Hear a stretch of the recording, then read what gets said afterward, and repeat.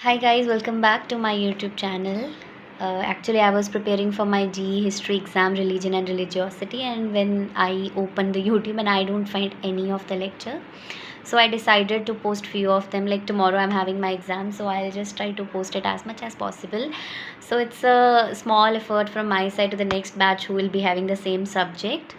So if you really find my efforts useful, so do let me know in the comment section and don't forget to like. So basically, we are going to talk about the process of or the scholarly approaches to Islamization. Basically, बात किसके बारे में करने वाले हैं कि क्या ऐसे फैक्टर्स रहे जिसकी वजह से हिंदू लोग इस्लाम उन लोगों ने अपना लिया. ठीक है. Now very quickly I am gonna tell you कि इस्लाम क्या है. मुस्लिम्स का रिलीजन इज़ इस्लाम. इस्लाम का मतलब होता है कंप्लीट सबमिशन या फिर ओबीडियंस टू द अल्लाह. और इस्लाम की बात करें तो अभी वर्ल्ड का सेकेंड लार्जेस्ट रिलीजन है आफ्टर क्रिश्चियनिटी, और बहुत सारे देशों का ऑफिशियल रिलीजन भी अभी इस्लाम ही है. फाइन.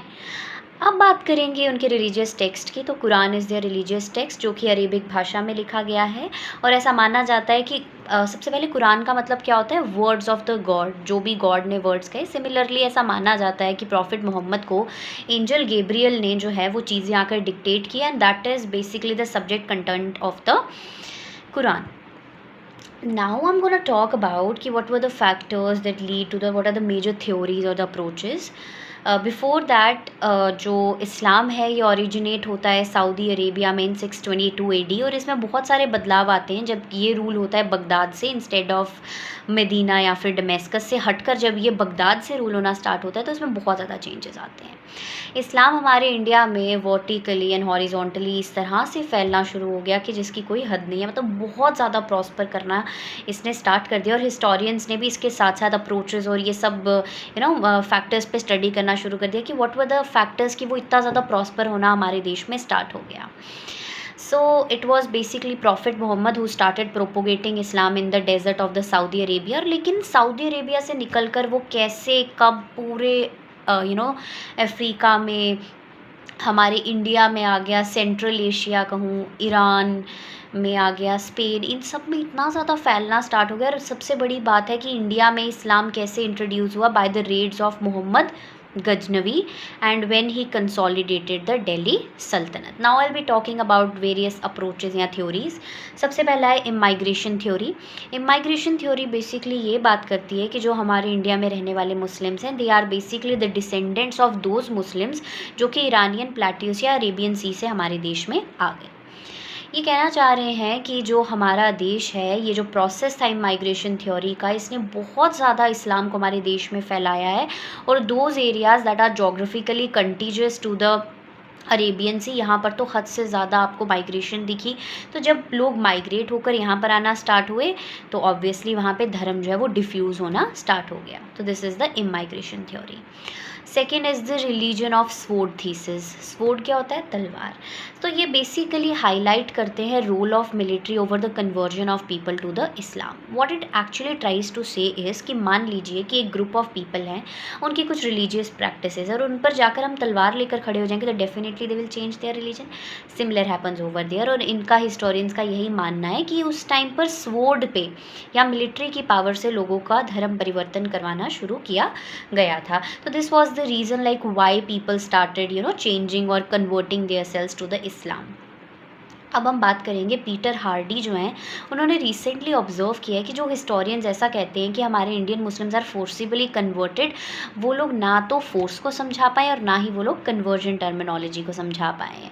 तो इस तरह से कहना कि मतलब वो मिलिट्री की ही एक्टिविटी थी, तो इसे एकदम से सच मान लेना भी सही नहीं है. और यही इस थ्योरी का क्रिटिसिज्म है कि मान लीजिए अगर मिलिट्री है, उसने ही सबसे इम्पॉर्टेंट रोल प्ले किया है लोगों का धर्म परिवर्तन करने के लिए, तो वो एरियाज़ जहाँ पर मिलिट्री या फिर जहाँ पर जिन एरियाज़ में मुस्लिम रूल था वहाँ पर सबसे ज़्यादा कन्वर्जन होना चाहिए था.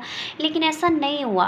क्या देखने को मिला कि जो हमारा ईस्टर्न बंगाल था और जो हमारा वेस्टर्न पंजाब था, यहाँ पर सबसे ज़्यादा कन्वर्जन हुआ, but it was not under the Muslim dynasties. It falls under the fringes of the Muslim dynasties, कि उसके कुछ किनारों किनारों के एरियाज़ में पाया जाता था.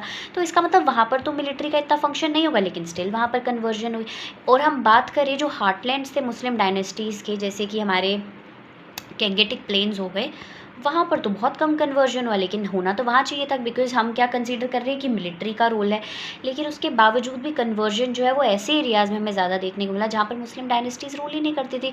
तो कहीं न कहीं ये थ्योरी जो है वो इनकैपेबल है, बिकॉज़ देखिए ना, हर चीज़ हम एक को सच नहीं मान के चल सकते, because history is totally based on the assumptions, right? तो हमने हर चीज़ को पढ़ना है और उसका क्रिटिसिज़्म देखना है कि कैसे ये चीज़ पॉसिबल है या कैसे ये चीज़ पॉसिबल नहीं है।